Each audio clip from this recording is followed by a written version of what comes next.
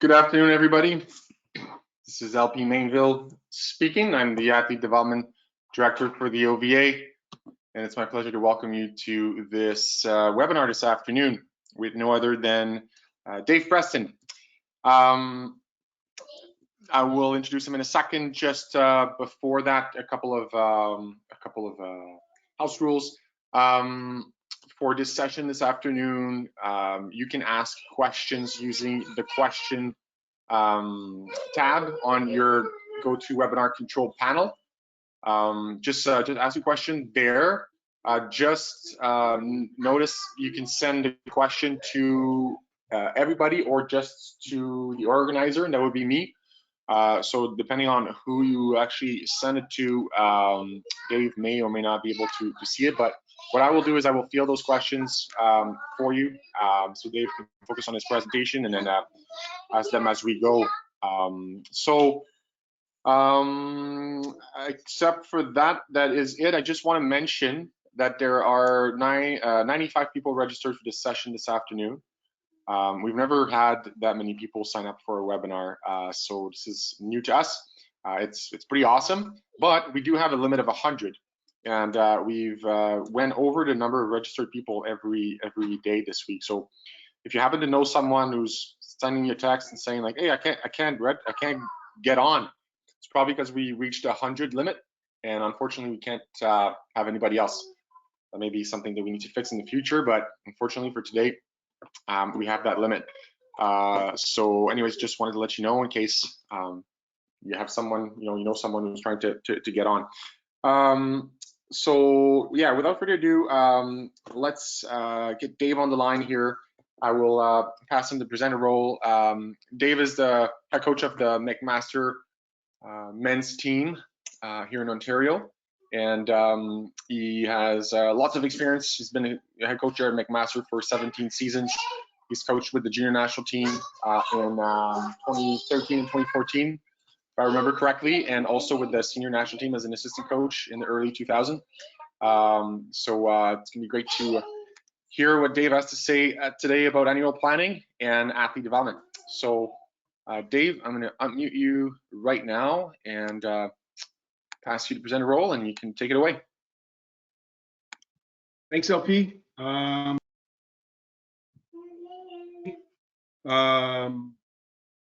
I'm just going to set some things up here to make sure everybody can see what I'm showing.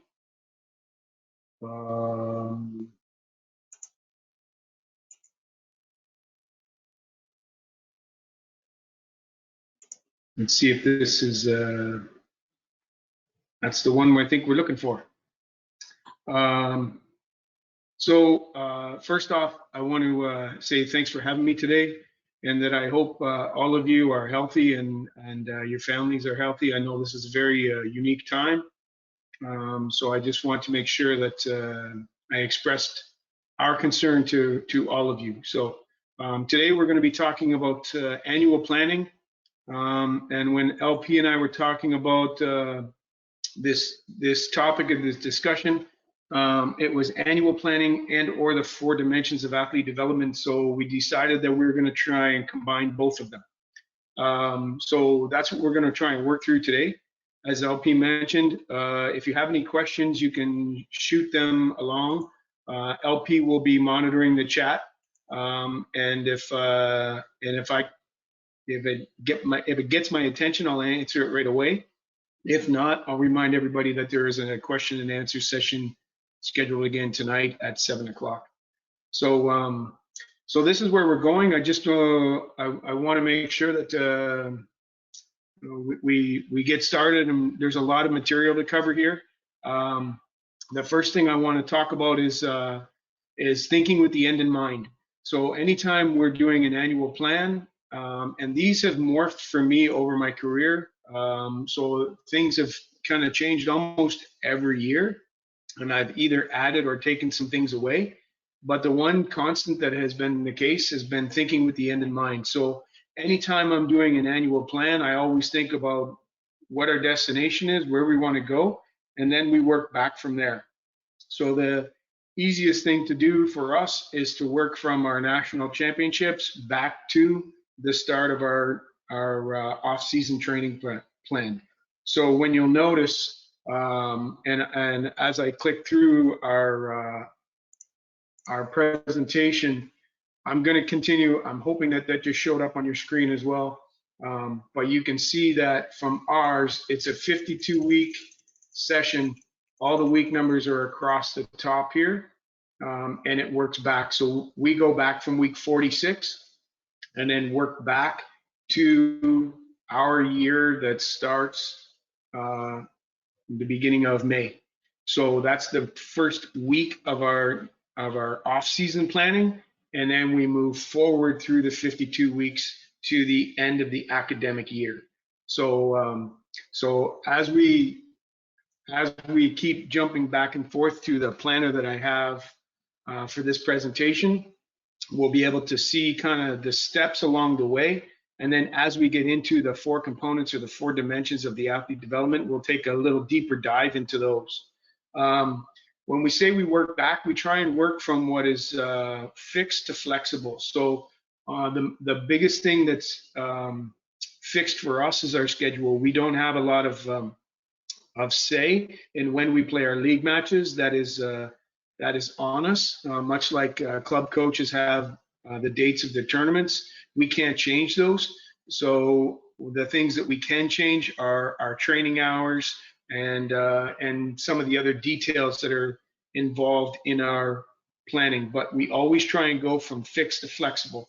So when I'm inputting things into our plan, I always make sure, so in through here, our weeks of camps, those are fixed. Those are the weeks that we're given. And then you can see as we're working through when we run our high school tournaments, when we run our league matches, and so on.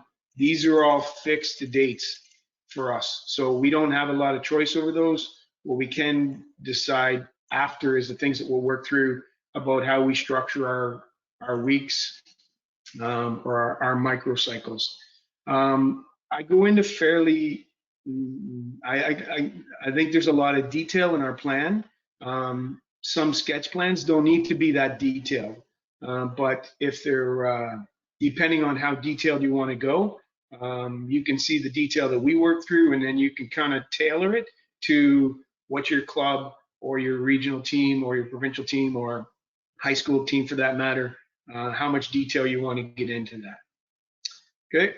The next thing we do is we take a look at the number of matches that we're going to be playing. So once our schedule is done, we have an opportunity to schedule some non-conference matches. And for us, that number usually hovers around 35. It's our total number of matches combined with our non-conference matches. In years past, we've gone, I think, almost close to 50. Which we found was way too many. And then we kind of scaled it back to an optimal number from us. When we had 50 matches, the number of league matches that we were playing was closer to 20. So it was, we did that for one season. That was the highest we ever got. We never did it again. One thing that is really important for us is our recovery days. I give the language that I use for our guys is that we have no days off. If we have a recovery day, that's a rest day, but it's not a day off. We have to actually recover. So we need to make sure that we're taking care of those details. The other things that we try and include in our annual planning is our events and our the events or the other factors in our plan. So when I open this up and you can see the events that we have our testing dates that are in there. Will be when we test at the beginning of the year, and then when we test mid-season, all those testing dates that are in there. Those are other events, or our junior and high school, senior and junior high school tournaments. Those are events that will be affected by us, or that will affect us. The other one is factors, environmental factors, things like heat. So unfortunately in our gym, it gets pretty hot for the first 4 weeks of the year. So I've got to make sure that I accommodate for that. So whether that's how we adjust our training loads or we adjust our practice times, if we have that opportunity to do that. Some of the other environmental changes that or factors that we need to take care of are whether or not we're changing time zones or we're working at altitude. So all of those things need to be accounted for because they're all going to affect performance. So once we start to put all these things in, we'll start to see how many influences there are going to be. One of the things that I added about 5 or 6 years ago, maybe even longer than that now, I guess, maybe 10 years ago, was an academic load component. Now, this may or may not affect some of your teams. If you're predominantly performing in the summer months, then they may not have academic loads unless, of course, they're taking summer courses. But if they are operating through the academic year, one of the things that I found was our student athletes, when they're in midterms, obviously train a little more tired than they do when there's no midterm scheduled. So I've adjusted our planning to accommodate an academic load. So as you can see, starting for us in weeks 22 to weeks 31, that's a midterm range for us at McMaster. So I have to accommodate for that because we have students who write midterms sometimes 3 to 4 a week. So we have to make sure that depending on their academic load, we accommodate for that. Then they get into finals, mid-season or finals of first semester, or for that matter, finals overall at the end of the year. So we have to accommodate for some of those academic components when we're talking and we're trying to plan for peak performances. We need to talk about all of the factors that influence them. One of the biggest things that we've looked at in the past now is the number of travel hours we've had. And what I'm finding now is that travel is one of the biggest influencers on performance. And I know that it sounds a little bit cliche that, home court advantage and so on, but it's become very apparent in the last, I'd say half a dozen years, how important travel is when we factor that in. So we have this travel component, this influencer really adjusts how much we train, how hard we train, and we try and accommodate that. So I don't think we'd have to speak to too many people from the Ottawa region to know how influencing that travel is on tournament performance and so on when they're traveling to, say, Southwestern Ontario multiple times a month. So that it starts to really add up. And that's one of the things that we've noticed in our planning of how much that influences. So all of those travel components, environmental components, and academic components all play a major part in the athlete's performance, and therefore should be included in our annual plans. Next, after that, we get in. There's something here. There's a question. That question doesn't come from my 3-year-old son, but from Kelvin. Sorry for the background noise here, guys. The question is, so you mentioned that you accommodate, for the load, the travel, and then Calvin wants to know, what does that mean? Like, how do you accommodate? Do you go no practice, shorter practice? What does that look like? Thanks for the question. That's a really good one. I'm going to explain that as we go through, but as you can see in our plan, I'm just going to shorten this up a little bit and then we'll see. So each one of the, let me take a second and so you can see what we're looking at. As I mentioned, this is, so we start with the weeks of the year and we put in our matches, the number of matches we have, the number of recovery days, and then all of our events and our factors.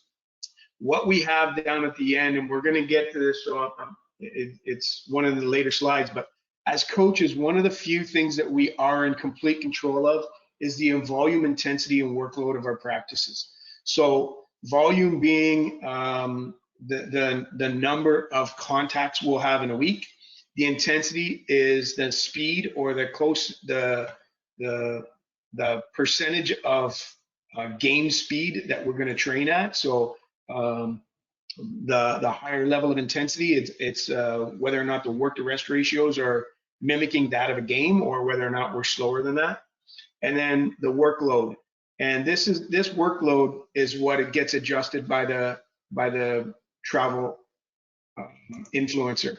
So what we're going to try and work with when we get to our volume and our intensity is this chart right here. So I can adjust the volume is in blue and the intensity is in green.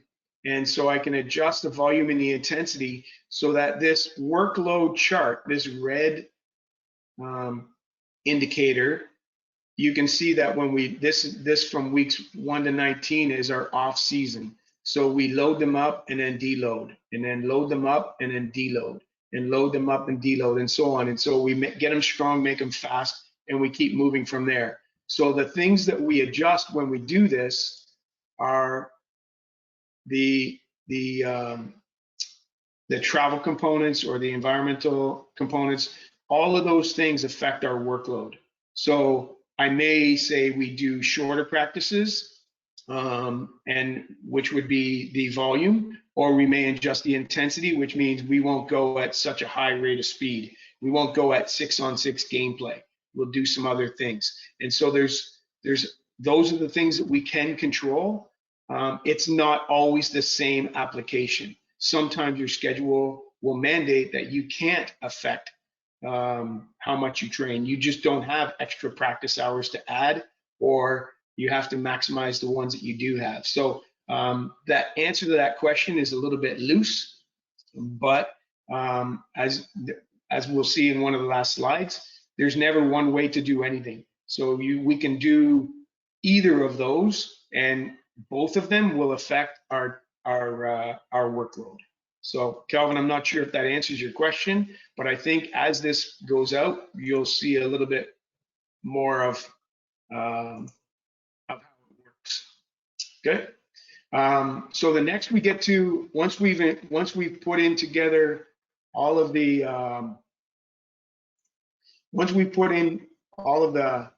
the recovery days and so on, I'll get to this part up here because this is what helps me train my week to week. So when we get into our microcycles, it shows me what we need to do for the week. But we get into what's called now the phase structure. So when I get into phase structure, when I learned how to do this years ago, it was called phases. I believe now the term might be macro. For me, those are interchangeable. So for those of you that are studying periodization now, a macro cycle or a phase structure to me is one and the same. And now I can kind of go through what our season might look like. So we have 2 preparatory phases. We have 2 pre-competition phases. We have 2 competition phases, and I'll go through that. We have what we call a taper or reduced workload, hopefully our peak. And then we have 2 phases after called active recovery and anatomical adaptation. And so I'll go through kind of how those go. So right here, the weeks 1 through 19, that's the first phase of our preparation phase, right? So we have different mesocycles throughout those, but this first 19-week phase is that's basically our off-season training programs. From weeks 20 to 25, we go through our first pre-competitive phase. So we have pre-competitive 1 and pre-competitive 2.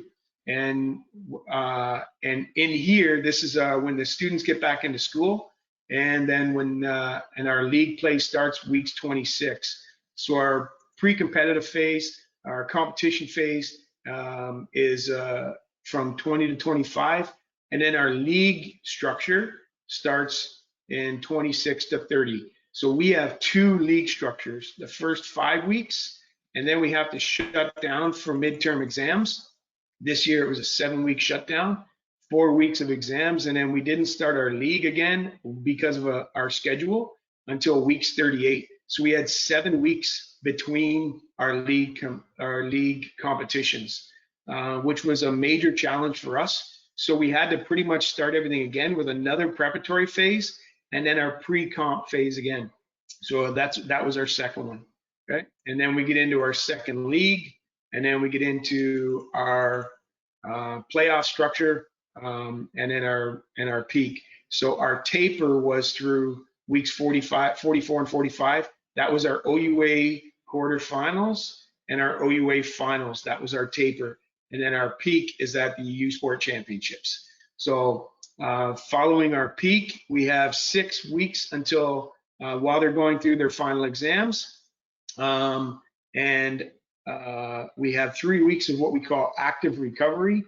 Active recovery is no volleyball, but they're being active, whether they're playing some pickup basketball, or that seems to be the common default. And then after that 3-week recovery or transition phase, we have what's called our anatomical adaptation phase. And that is just body weight exercises, readying them to start this big off-season chunk of training again. So just body weight exercises where we're readying the body and we're not going from nothing to a huge off-season training program. So it's kind of like a reset that we move through from there. So those are our phase developments, and we work our way through now our mesocycles. So our mesocycles are chunks now of what we do within those phases. So we have 3 general prep phases. We have 2 plus 1 specific prep phases, and that was unique to this year. So it took a little bit of work for us and our strength staff to make sure that we had some specific prep that was different than our general prep. We had 2 plus 1 pre-competitive phases because we started again because of the league structure. And then each microcycle is what I call a week, right, or our 7 days. So you can see in our planning here that when we're going through our mesos from weeks 1 to 4 was our first mesocycle of general prep. Okay, so that would be when we get into our strength and conditioning phase, and we get into our physical preparation, which is what we're going to talk about first. We'll know what the difference was between our general prep phase 1 and our general prep phase 2. So we actually go through 3 of those. So the first 12 weeks is just general prep. So major muscles, a lot of hypertrophy in that ring, in those mesos, and that's, again, you can see our microcycles within each of those. So our general prep phase, and then we have 4 microcycles that we go in through. So we would load, and then unload in week 4. And then in our general prep phase, we would load, and then unload in week 4 again. So when we get back to that volume and intensity, we would be up and then drop it down, and then up and drop it down. Okay, so those were our mesos and our micros throughout. Then we get into our pre-competition phase, and we had, as I say, we had 2 of those. The first pre-competition phase was with no competition. We were just getting our systems installed, and we'll talk about that after. And then the application of our systems through our pre-competitive phase 2, where we're actually competing against other teams.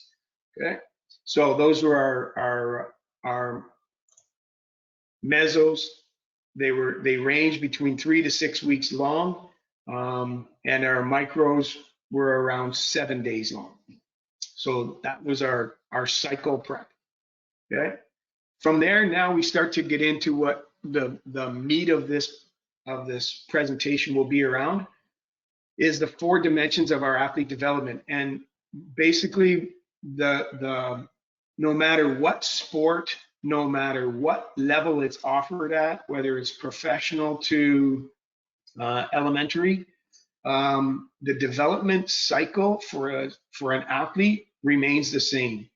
The athlete has to be physically capable of handling the technical volume so they can play the tactical systems, so they're mentally confident enough to win. physical, technical, tactical, mental. So the physical training components need to be put in place before the technical components can really root themselves. If they're not physically capable of handling the training load, they're going to break down with overuse injuries. So they won't be able to do all the reps that we want them to if they're not physically capable of it. So I broke down our season, and total hours of training was 715. So that was every hour of training that was prescribed to our student athletes total to 715. I rounded the numbers off a little bit just to make it easier to comprehend. I think it was actually 716, but I think you get the idea. Out of those 715, because of our physical training load in the off-season months, a total of 265 hours of those were focused on our physical development. So getting our student athletes ready to handle the technical volume so that when they get onto campus to train volleyball activities, they're capable of handling the training load. And then from the technical training, there was 145 hours of technical focused training, skill development. And there's some overlaps in these two, specifically between these two, the technical training and the individual tactical training.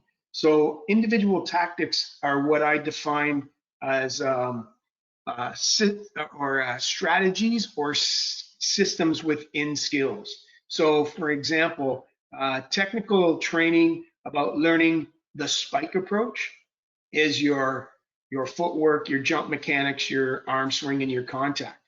And the individual tactics of that, it's trying to teach student athletes how to take it down the line, the difference of an individual tactic compared to the skill itself. So taking it down a line, learning to hit it off the block, learning to off-speed shots. Those are, I guess, some of the easiest linkages between technical and individual tactics. I differentiate individual tactics to team tactics by the team tactics being your serve reception,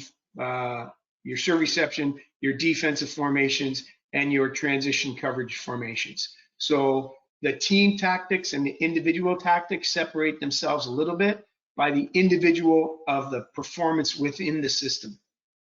And then the mental component, we'll talk about that after as well, about the things that we focus on from mental skills, mental strategies. And so you can see the physical development far outweighs the other dimensions of it.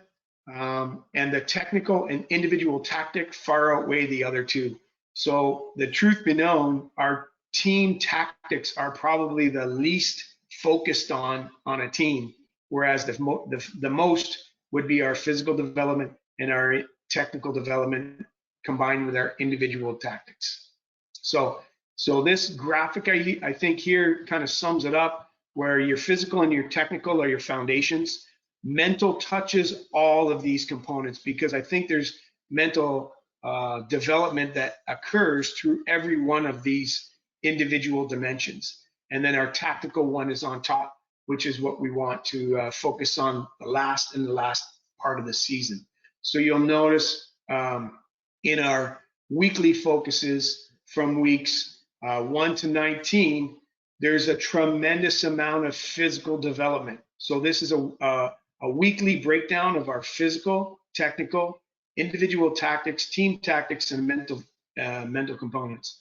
And so from weeks 1 to 19, there's 0 purple in here because we're not focusing on any team tactics. We're just focusing on the athlete's physical development, a little bit of technical stuff that they could either do remotely or on occasion if they're on campus over the summer months. A little bit of individual tactics that, depending on the athlete's level of proficiency, would be included in that. And then the mental components of developing their confidence, developing their resilience, that kind of stuff over the summer. Once you can see the significant change of when the student athletes come back on the campus, now we can start to see more of the team tactics that come, and you can see how much purple there is near the end of the year comparative to at the beginning of the year. So this becomes a major focus, especially through our peak, where it's really focused on systems, but not a ton in the early part. There's still a lot of technical work that's done through the first half of the season, and then the technical work really falls off in the second part of the season and through the peak. The individual tactics mirror that as well. And the mental components, you can see a lot of the mental components for the second part of the season and then through our peaks, weeks 44 through 46, becomes very systematic and very mental. So the game planning and all that takes its time to really root itself. Okay, so the first thing we're going to focus on is the periodization of our physical components, and I think this statement is true. It doesn't matter how good the athlete is if they're injured. If they're not available to you, it doesn't matter their level of proficiency. So one of the things we have to focus on primarily in our annual planning for our physical components is structural tolerance and injury prevention. So there are some hypertrophy, strength endurance, power phases, speed, agility, quickness, energy system development, and range of motion components that are all involved in our physical development. But the premise needs to keep coming back to, why are we doing this? And it's all about structural tolerance, being able to handle our load, making sure the student athlete's body is capable of handling the training load, and to reduce or prevent injuries. So no matter what we do, and every student athlete comes in at a different point in this continuum. Some of our athletes need to put some mass on so that they can handle the structural tolerance, they can handle the training load. So hypertrophy becomes important to some student athletes, but not all, depending on where they come at in the continuum. Strength and strength endurance. So just becoming stronger to handle the pace of the play, and being able to do that for longer periods of time. That includes jump and elevation. So it's one thing to be able to touch 11'6". It's another thing to be able to do it time and time again. So once we can develop our strength, and then we develop our strength endurance to be able to do that over time, we include the power component. And power is the combination between speed and strength, which is why it's between those two things. So as we get stronger and we get faster, we develop more power. And that is a major component in our game.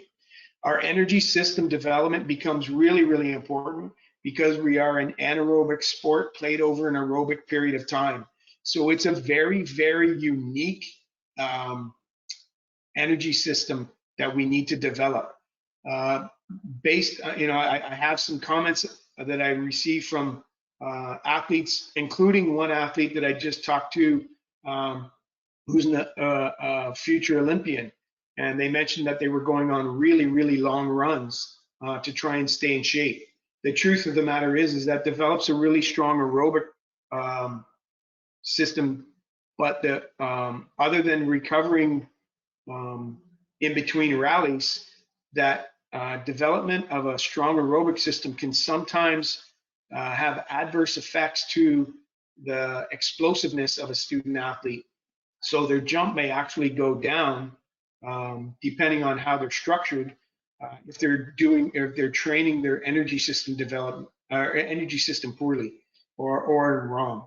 So not all aerobic fitness or aerobic development is productive to the sport of volleyball. So we need to, I don't think that there's a need to eliminate that. I just think we need to really watch how much we do that, and talk to strength and conditioning specialists and the student athlete to make sure that we're doing the right things at the right times and for the right reasons. And our energy system development is probably one of the most important parts of those.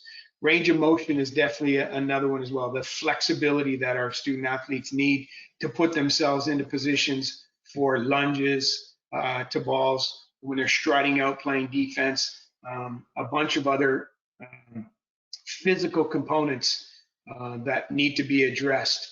And we would address that in different capacities as our physical components start to open up. So just open up.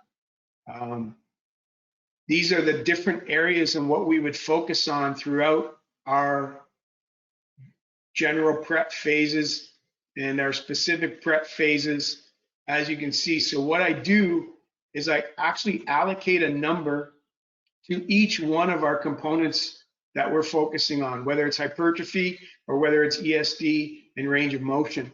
And we'll focus, I'll give my strength and conditioning staff have a copy of this plan so they know what needs to be adjusted and when. So for hypertrophy, if we're going to do it, we're going to do it at the beginning of the phase and not at the end. So as in weeks 1 and 2, weeks 1 through, I guess, 5, hypertrophy becomes pretty important. But in the last weeks over here, it's no longer that important. And it's definitely not important when we start into our pre-competitive phases. So our strength endurance is important, but as you can see, our energy system development isn't that important here because we're focusing on hypertrophy and so on. But as we start to get closer and closer to when the season comes in, our energy system development starts to take more and more of a front, of a level of importance. As you can see as well with our speed, agility, quickness, we're not really working on power at this stage. So our speed, agility, quickness is, I would say, medium, and then it goes to high near the end of the year. So by allocating a number to each one of these boxes, I can have a numeric value, but all it shows me is its relative importance to itself and everything else. So what does a 9 mean for me in a hypertrophy phase? It has no direct application to how many volume, what the volume or the intensity would be. It just shows its relative importance compared to everything else that we're working on. So hypertrophy as a 9 means it's very important. Hypertrophy as a 4 means it's not as important, but it's still not a 1 yet. So by allowing these numbers, I can get an average of what the level of importance is for physical development in each of these microcycles. So the average is 7, and throughout the summer compared to what we do. And what that does is this percentage shows me of what we should be working on throughout the phase. So in weeks 1, by giving a numerical number, it spits out that for week 1, our focus should be about 70% on their physical development, only 10% on their technical development, only 10% on their individual tactics, 0% on their team tactics, and approximately 10% on their mental. Now we lose a percentage in rounding off because I'm using averages and not fixed numbers. So I have to cut myself a little bit of slack that it's not adding to 100, it's 99. But I can see by the relative importance that our physical development through our off-season training ranges between 63 and 70% of our focus. So this number will influence these training times. So our weekly training times through every microcycle is 21 hours. That's 3 hours a day, 7 days a week. So I allocate 21 hours a week. What I do is I put in, when we went back to our second slide, when we said I'm going to put in my recovery days will take 2 days off of that. That means I'm taking 2 days of 3 hours each, which means 6 days come off in recovery days. That leaves me with 15 hours of training. Hopefully you're following that. 21 hours a week, 2 days of recover gives me 15 hours of training. If I reduced this to a 1, it would automatically change that number to 18 because I've reduced a recovery day. So then it would change all of these percentages of what we done, because I said that 70% of our training needs to be in physical hours. 70% of 18 is 12, almost 12 and a half, right? But because I want them to take Saturdays and Sundays off through their off season, I change that number. It changes it back to 15. And so therefore their physical training hours a week should be approximately 10 hours a week. And as you can see, even if it is 63%, right? If it was 63% in weeks 19, or if it was 69% in week 1, it averages out to around 10 hours a week, sometimes a little bit more throughout the summer. That's how much training they should be doing on their physical development. That gives my strength and conditioning staff a good guideline that if they're going to work out 5 days a week, their workout shouldn't take more than around 2 hours. So whatever he wants them to do or she wants them to do during that day of physical development, it shouldn't be more than 2 hours. If they're doing technical work, it shouldn't be more than 1.5 hours a week. So I don't want them in the gym doing a lot of volume. The reason these numbers are higher here between weeks 14 and 17 is that happens to coincide with when we run camps. So when that student athletes are running camps and we hire our staff for camps, then for about a half an hour after practice, they stick around and serve pass. So around a half an hour a day after, sometimes up to an hour, depending on gym availability, they'll stick around and get a few more technical reps in here. So we increase the technical load a little bit, which is why you can see down here that our physical development load drops down to 64, 65, and our technical load ramps up to just under 20, because we're doing a little bit of technical work in here now. Good. And you can see throughout the entire summer, there's zero focus on team tactics. We're not learning any systems. We're not developing any systems. We're not applying any systems. None of that stuff is applicable. So we get to spend the hours in the other components. Okay. So once we get our physical components down in each of those, then we can start to focus on our technical development. So I think this is pretty accurate. It doesn't matter what your defensive system is if they can't function within it. So if they can't dig, it doesn't matter where you put them, 5, 6, 4, 1, doesn't matter. If they can't dig, they can't dig. So you're going to have to come up with a system around that or teach them to dig. So I think it becomes really important when we say, don't do tactically what you can't do technically. And this is a major component of the development chain. So when we're working on our tacticals, our technical development, we can focus on our point scoring skills or our non-point scoring skills.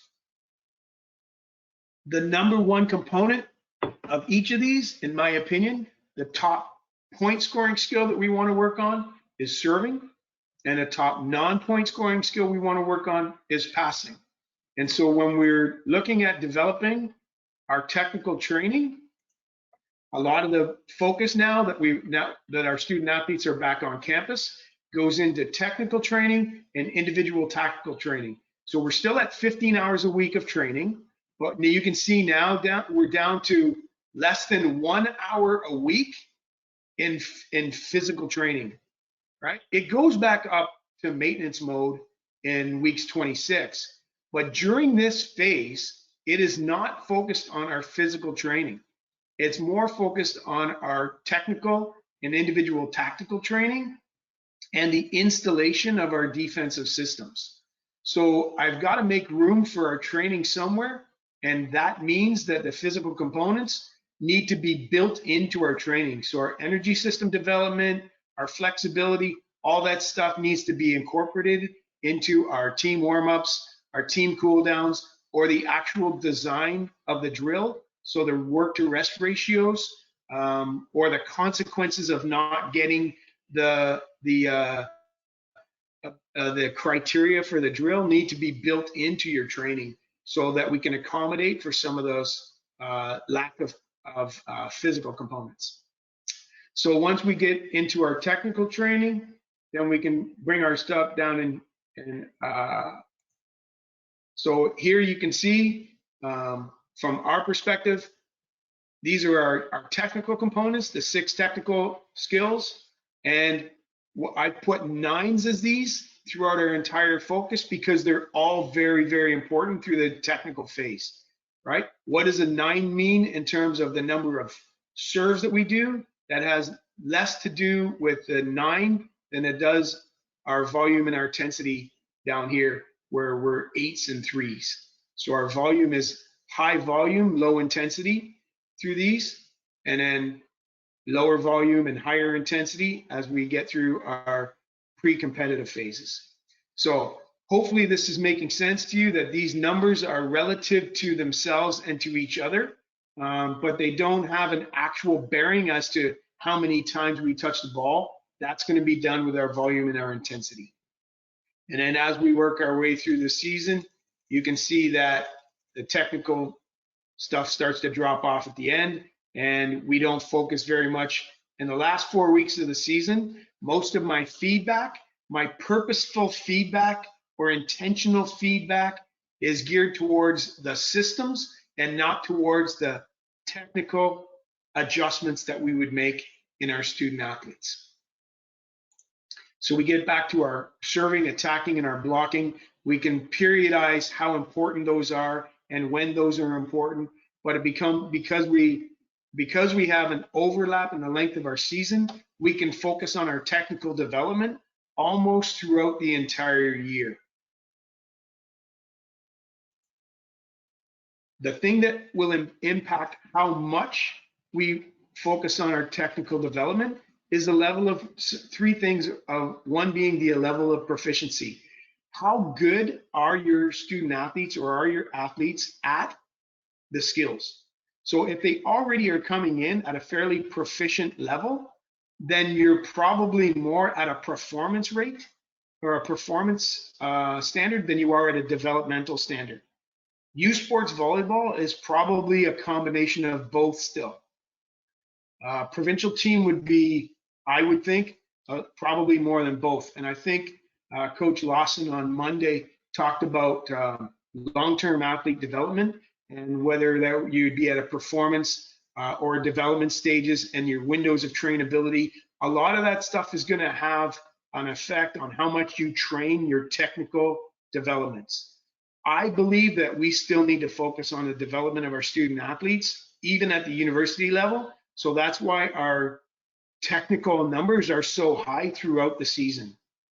If I were coaching at the national team level, we wouldn't focus as much on the development stage as we would on the performance stage. So I wouldn't have as much technical development in my periodization plan as I would more tactics and mental stage of things.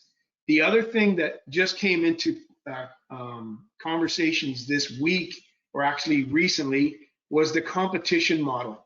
I was asked a question, given the circumstances about returning to campuses and how much time we would need to get our teams ready if there was modified structure to seasons in a U Sports delivery model, if the leagues were altered at all. And depending on the intensity of your competition model will determine how long your level of technical training will be. So for example, the U Sports season right now is over a period of 7 months, and they play 18 matches. So 18 matches over a period of 7 months can allow you to drag out your technical training because the competition model is so stretched out. Whereas the competition model for World Cup that's held in Japan, is 11 matches in 14 days. You wouldn't have enough time in your preparatory phase to drag out your technical level. You'd have to spend more time on your tactical level. So depending on your competition model, if it's very, very condensed, you'll have to have a shorter technical phase of development.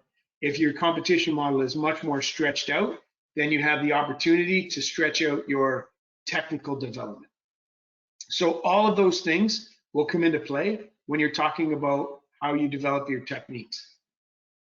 Once we start to move into our tactical development, this is the systems of play. The level of proficiency or understanding of your tactical development will determine whether or not your teams are executing or whether they're competing. If teams are focused about where they need to be or what they're supposed to be doing at certain points and times in a match, then I don't believe that they're actually competing.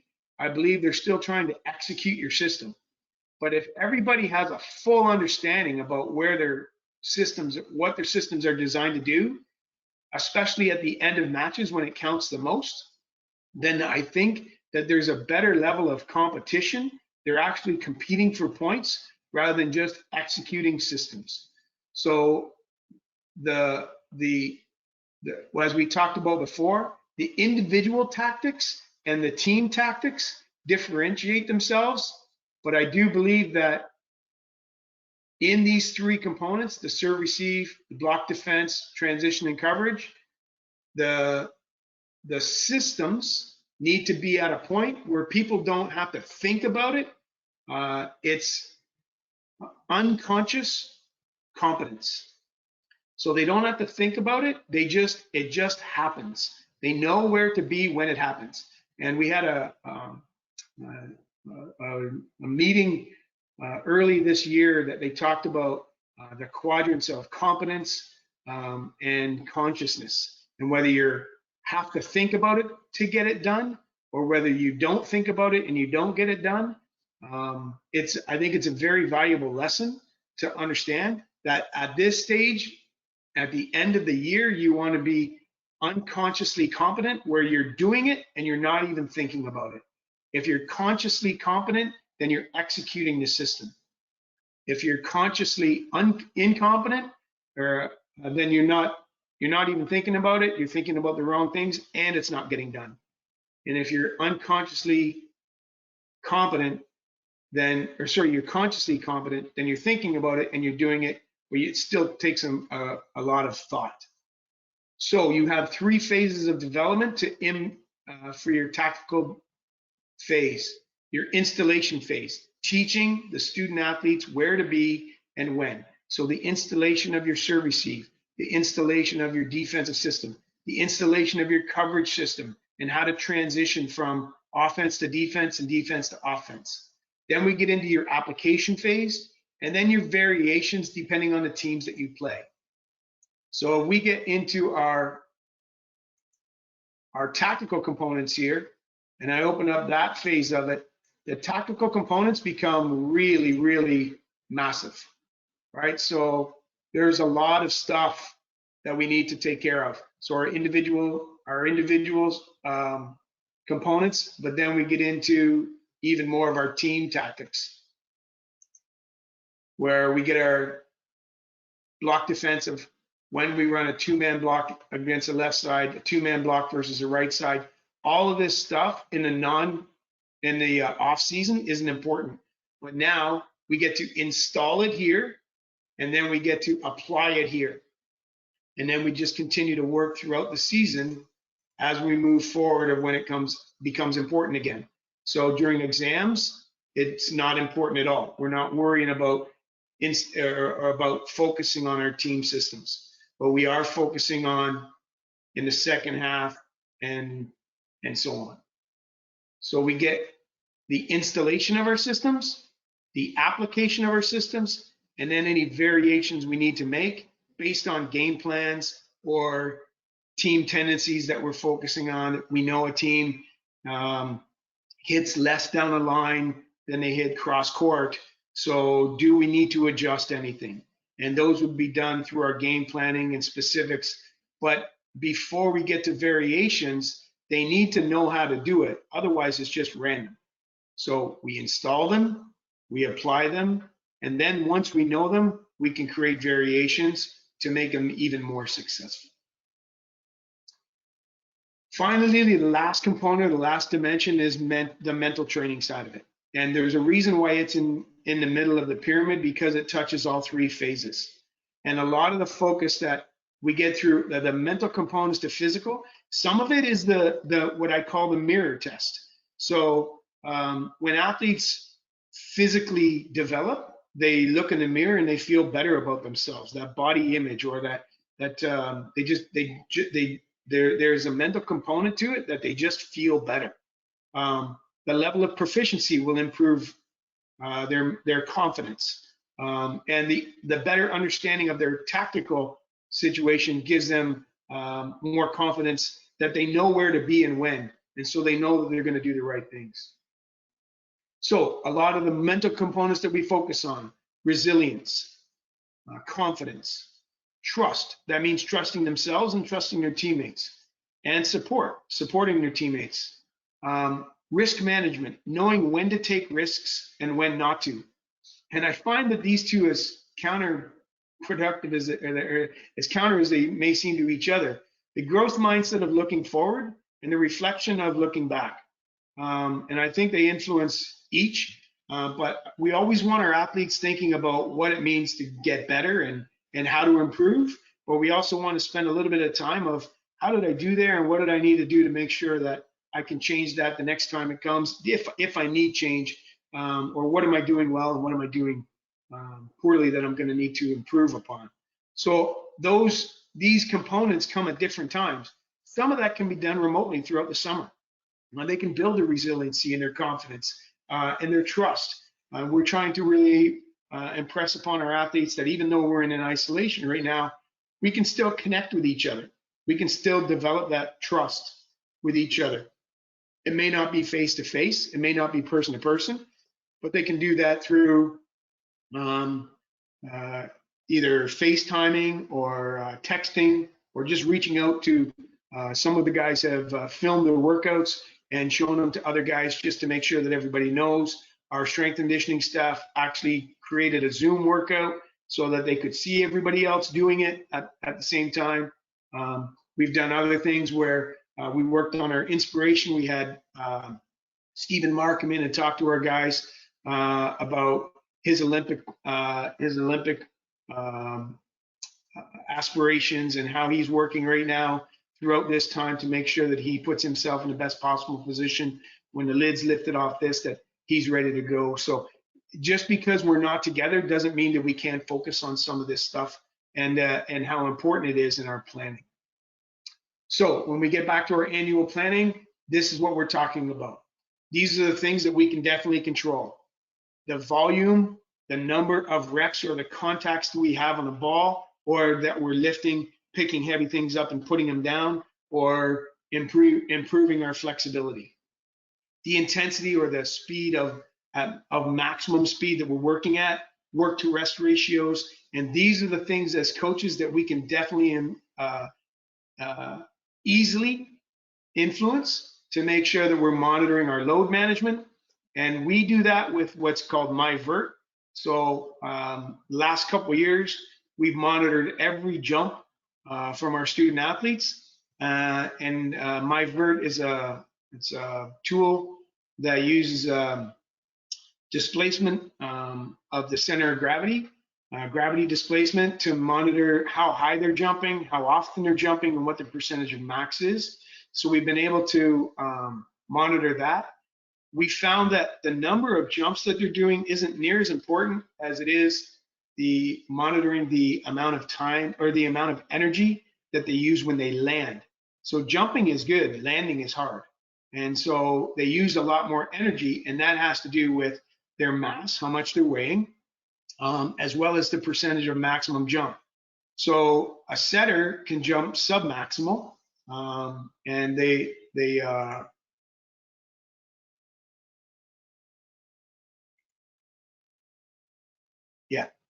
so a setter can jump a lot of times, but a lot of them are sub-maximal.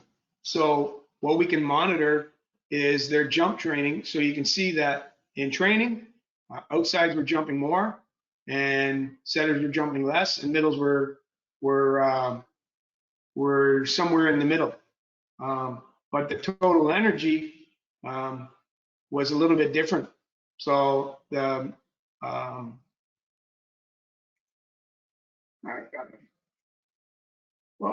there we go. This is the one I want to do. Okay. So you can see the average seasonal jumps. Our setters jump the most, right? But the average that they spent in matches is less because they jump more, but it's not all maximum. Outsides jump less, but they were spending more energy because they jumped closer to their max every time. And middles were kind of right in the middle. They jumped, no pun intended, they jumped in the middle with a lot. And you can see in a match that they were between the outsides and the setters, mainly because these guys were playing 6 rotations and these guys were only playing 3.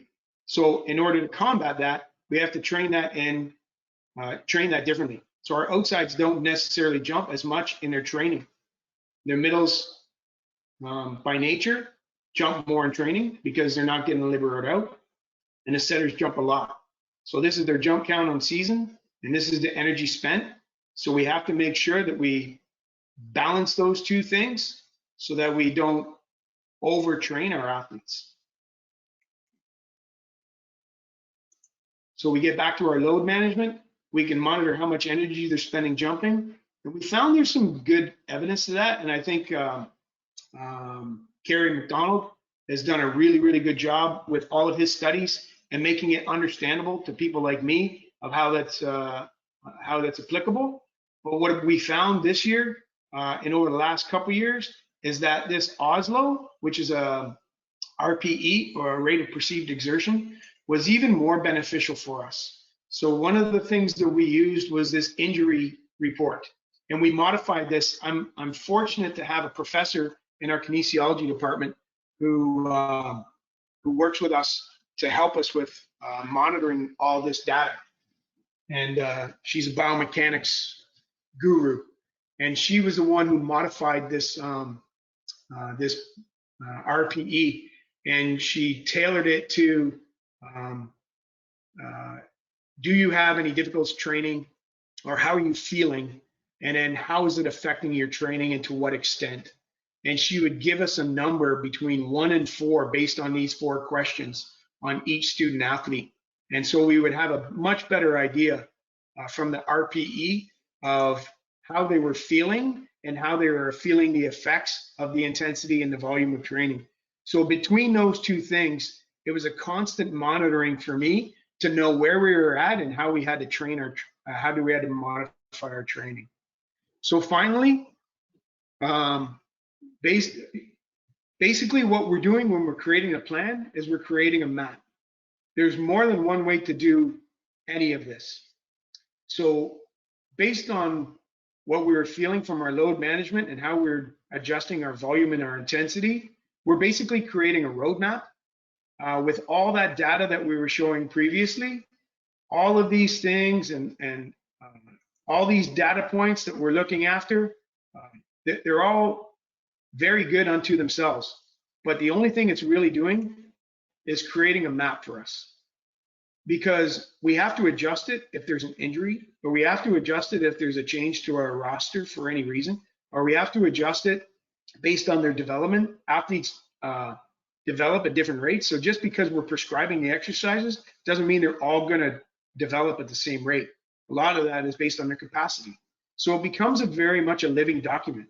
So that plan that you just saw, or that I've been trying to articulate, it gets adjusted a lot.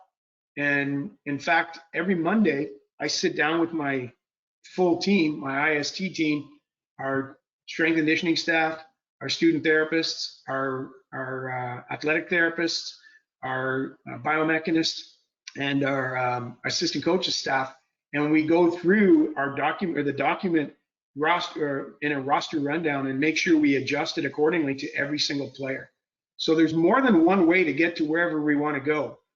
We just need to know where we're going. So I think the fact that we want to create a plan just adds to a lot of the confidence that your team will have in knowing where you want to go. It doesn't mean that you have to follow it in its strictest regime. You just need to have a plan. I liken it to getting into the car with somebody who doesn't really know where they're going. There's an uneasy feeling when you get lost and the driver doesn't really know where they are. But if the driver knows where they're going or they have a plan, even if you get detoured, there's confidence that we're going to end up there. So it's important that the driver has a plan. And in my mind, being the driver, it's important that the other people that are involved in our program know that there's a plan to this, and that if they need to know all the details, they can see them. But if they don't, and they just want to rely on the fact that we know where we're going, then it puts them at ease. The other thing it does is making sure that we know if we were going on vacation, we wouldn't pick the vehicle and get in and go without knowing where our destination is first. So first we know the destination, then we know what vehicle we're going to need to get there and how we want to get there. So I think when we plan with the end in mind, we know where we're going as a destination. Now we can choose the vehicles and the best way to get there. And that's, I guess, the best analogy I can draw to knowing how to plan. It doesn't matter how much detail you have. You don't necessarily need to have all this detail. You just need to know where you're going. So with that, I'll wrap it up and turn it to LP. If there's any questions, I'm not sure how much time we have. I know that we have some time tonight.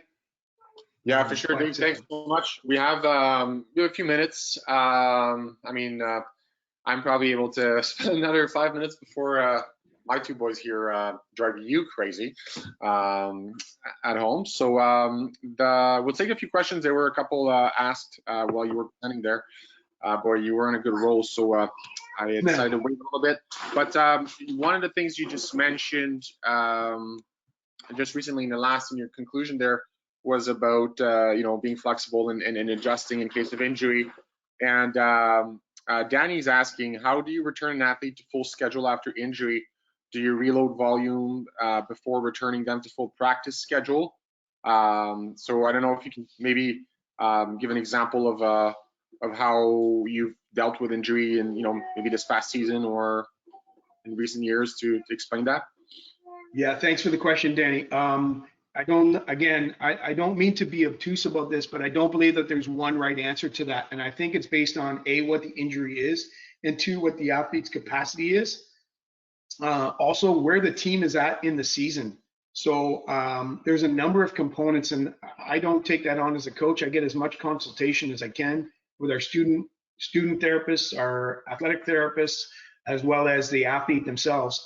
But the return to play would be mimicked by a really smaller version of this annual plan. So I think the first thing that they need to do, there's a big difference between being injured and then the return to play phase. So once they're not injured any longer, how short can we make that return to play phase? And that's going to come in that physical capacity. So what is their flexibility like? What is their strength like? What is the range of motion like? How much of the ESD have we lost throughout the injury? There's a whole bunch of those physical components that we need to ask. How much technical adjustment needs to be modified now based on what the injury was? Was it a lower body, upper body injury? Can they not jump as high? So we have to factor in all of those things. The other thing, Danny, that I think we need to take into consideration is where the team is at, and do we do their return to play parallel to where the team is, so we're not holding others back to re-implement or to integrate the student athlete. So sometimes we'll have to do it parallel. Sometimes we can do a full integration, but we always do it from I shouldn't say always. More often than not, it's done from let's get the return to play phase as short as possible, and sometimes we don't have control over that. And then we do the non-jumping stuff if it's a lower body injury or not full intensity. And then we slowly adjust their volumes and their intensities accordingly to get them as close to game speed as possible. So a great question, a number of answers to those, but I would say the easy answer is take a small version of what your annual plan is and now reapply it to that injured athlete. Awesome. Then he says, great answer. Thanks, Dave. So another question here from Nader. He asks, what are you doing for tapering? Like, which method are you using? So basically, we reduce the volume a lot. We ramp up the intensity, so our practices become much shorter. So if we were normally running a 2-hour practice, we would only go to, say, an hour and a half. And as we go through closer and closer to our peak, it may get even shorter than that.